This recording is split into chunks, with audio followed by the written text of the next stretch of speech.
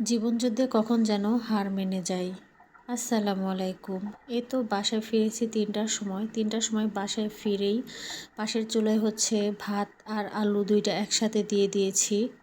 কেন দিয়েছি পরে বলছি। এই তো এদিকে আমি মাছটাও মেখে নিয়েছি, ভাতটা বসিয়ে দিয়ে মাছটা আগে ভিজিয়ে নিয়েছিলাম। তো মাছটা ভেজার পর মেখে এই তো চুলায় দিয়ে দিয়েছি। আর দুপুরবেলা বাসায় ফিরে তরকারি কাটাকাটি করে রান্না করার মতো অনেকটা সময় হাতে থাকে না। তো যার কারণে যে জিনিসটা খুবই কম সময়ের মধ্যে হয়ে যাবে সেই জিনিসটা করে আমরা আগে দুপুরে খাবারটা শেষ করে নিই। কারণ আমাদের দুপুরে খাবার খাইতে খাইতে অনেকটা দেরি হয়ে যায়। ভাতের চাল আর আলু ২টা একসাথে দেওয়ার কারণ গ্যাস বাঁচানোর জন্য ১ নাম্বার, আর ২ নাম্বার আমার সময় সাশ্রয় করার জন্য। যেহেতু দুপুরে খেতে খেতে অনেকটা লেট হয়ে যায়, তো সেই জন্য আমি ২টা জিনিস একসাথে দিয়ে দিই।